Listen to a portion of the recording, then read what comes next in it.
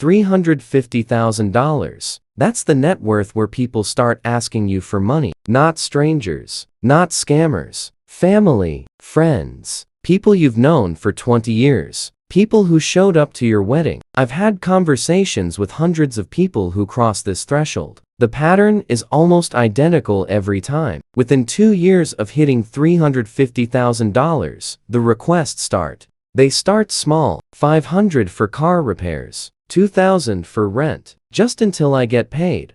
I wouldn't ask if it wasn't urgent. Then they get bigger, $10,000 for a business idea, $30,000 for a down payment, $50,000 to invest together, co-sign a loan, guarantee a mortgage. I'm Kevin. This is Prosperity Levels. Today I'm showing you the exact net worth thresholds where requests start, the 6 types of money requests you'll face, and the word-for-word scripts that say no without destroying relationships. By the end, you'll have a complete defense system. You'll know what's coming before it arrives, and you'll protect your wealth without losing the people you care about. Let's build your response framework. $350,000 in net worth is the first threshold. That's when people assume you have extra money, not rich, but comfortable enough to help. Here's why this number specifically at $350,000. Lifestyle signals become visible. New car, home ownership, vacations. People around you start calculating. They're reading signals, even if they don't know your exact net worth. Home renovation, job promotion, and their estimate is usually higher than your reality. That gap between perception and truth creates the first wave of requests. The second threshold is $750,000. This is when requests stop being occasional and become regular. At this level, your visible lifestyle has upgraded noticeably. Better neighborhood, nicer car, more travel. People assume your income has unlimited slack. At this level, you're not just asked for loans. You're asked to solve problems, medical bills, legal fees, investment opportunities. Your money becomes the default solution to other people's emergencies. The third threshold is $1.5 million. This is when family dynamics change permanently. You become the rich one. Every holiday gathering includes financial tension you didn't create. At this net worth, 1 home and 2 investment accounts are visible to anyone paying attention. At this level, saying no to 1 person means explaining to 5 others why you said no. Your financial decisions become family discussion topics. Boundaries you never needed suddenly become critical. The fourth threshold is $3 million and above. Requests stop coming directly. They come through intermediaries. Mom wanted me to ask you. Your brother mentioned you might be able to help. At this level, people assume distance makes the ask easier. At this level, people assume you won't miss the money. $20,000 feels small to you, so it should be easy to give. That's the logic. That's the trap. Here's what I've observed consistently across the people I've spoken with. Someone who crosses $350,000 net worth can expect to receive multiple money requests within the first 5 years. Not 1 or 2. Many, from family, friends, former colleagues, distant relatives who suddenly remember you exist. The first yes always produces a second request. That pattern holds across nearly every conversation I had about this topic. If you said yes to every request that came your way over 5 years, you would give away a significant portion of the net worth you worked years to build. We're not talking thousands. We're talking tens of thousands. And here's the part that matters most. The majority of people I've spoken with who gave money once were asked again within 6 months. Saying yes doesn't satisfy the request. It establishes precedent. You become the person who helps, which means you become the person who gets asked again and again until you draw a line. You need to recognize the 6 types of requests before they arrive. Each one requires a different response. Mixing them up destroys relationships. Request type 1. The emergency loan. Car broke down. Medical bill. Eviction notice. I just need $2,000 to get through this. Time sensitive. Emotional. Usually a legitimate crisis. Request type 2. The business investment. I'm starting a company. I need $20,000. You'll get equity. We'll both make money. framed as opportunity, not charity. High failure rate. According to Small Business Administration data, most small businesses don't survive year 3. Request type 3. The co-sign request. I just need someone to co-sign my loan. You won't have to pay anything. The bank just needs your credit score. Transfers all risk entirely to you. If they default, you pay. Your credit suffers, not theirs. Request type 4. The family obligation. We're all chipping in for dad's surgery. Everyone's putting in 10,000. Can you match that? Framed as duty. Refusal feels like betrayal. Enormous social pressure from multiple directions simultaneously. Request type 5. The lifestyle subsidy. Can you cover my rent for a few months while I figure things out? No defined end date. No repayment plan. A few months becomes a year, becomes permanent dependency. Request type 6. The guilt-based ask. You make so much more than me. This would be easy for you. I helped you when you were broke.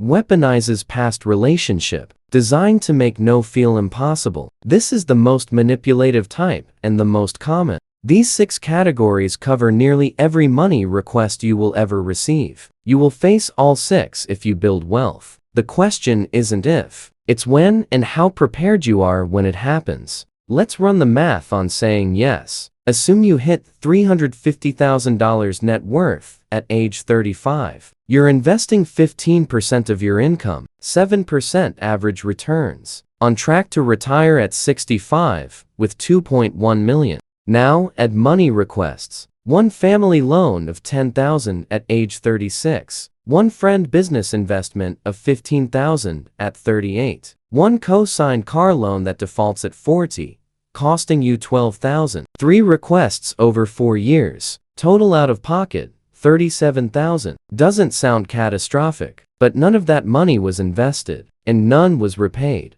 $37,000 invested from age 35 to 65 at 7% becomes $274,000. That's the opportunity cost of just 3 requests. But it's worse than that, because you didn't just lose the money. You established a pattern. The same people will ask again, because you said yes before. The person you loaned $10,000 to at 36, they ask for $8,000 more at 41. The friend whose business failed, new business idea at 43, needs $20,000 this time. Here's how the full 20-year math plays out. Let's say across those 20 years, you give away $112,000 in total loans, investments, and co-sign defaults. None of it invested, none repaid. $112,000 at age 35, invested at 7% for 30 years, becomes $823,000 at retirement. Here's the breakdown.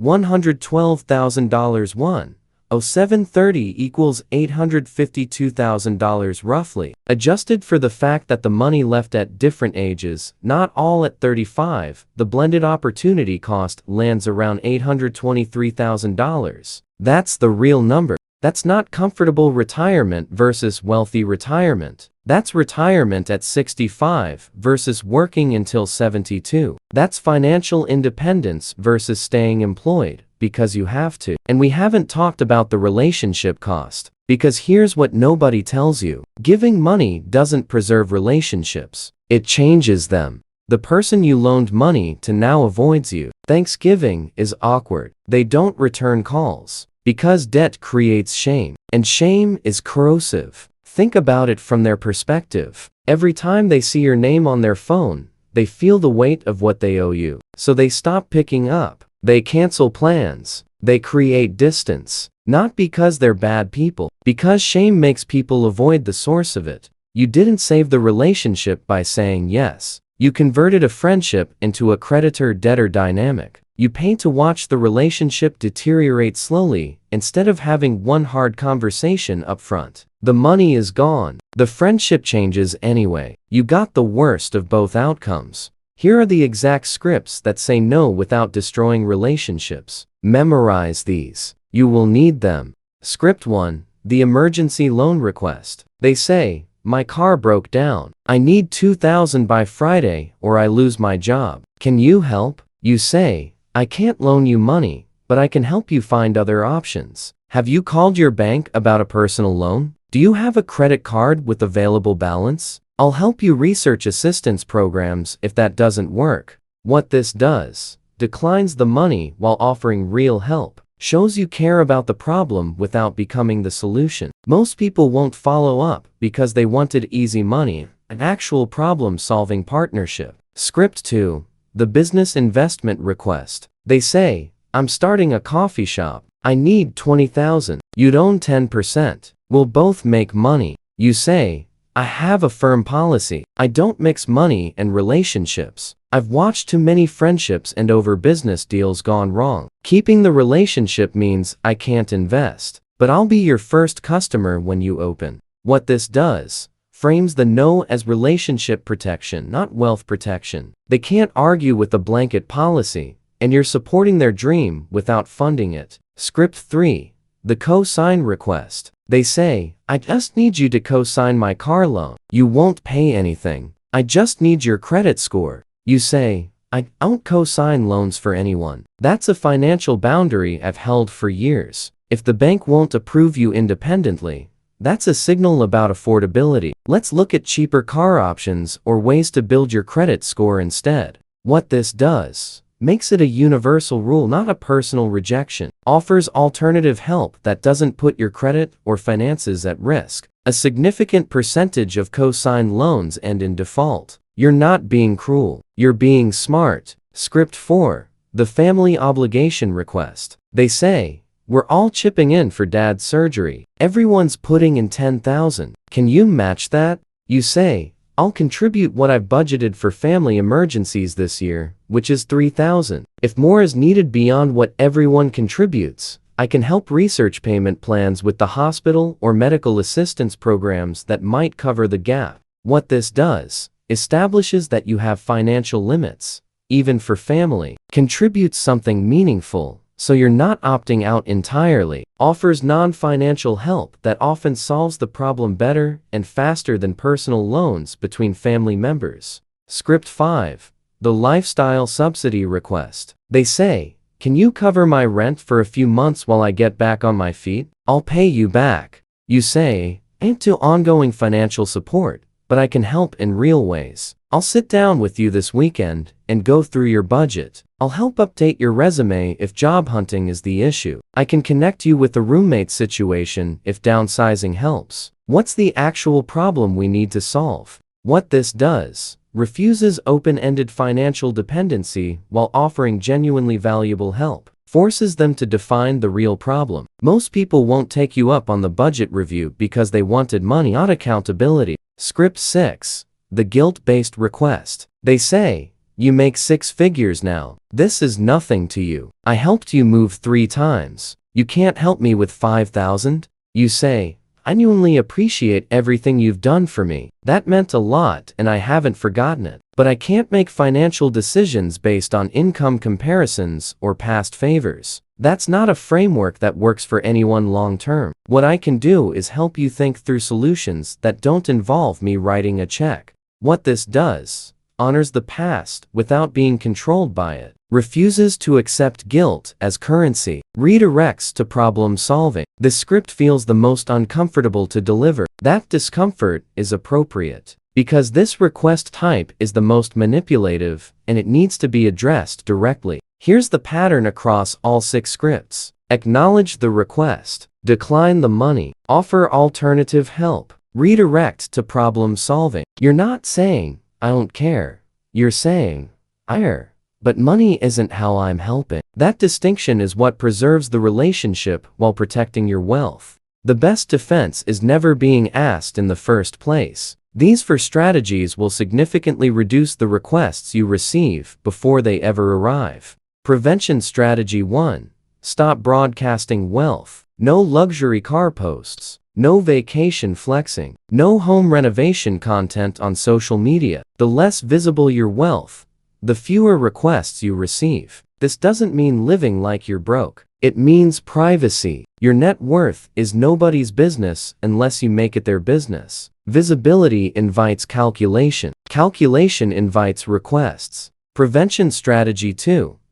Establish financial boundaries before anyone asks. In casual conversation, unprompted, I have a rule: I don't lend money to friends or family. I've seen it destroy too many relationships. It's non-negotiable for me.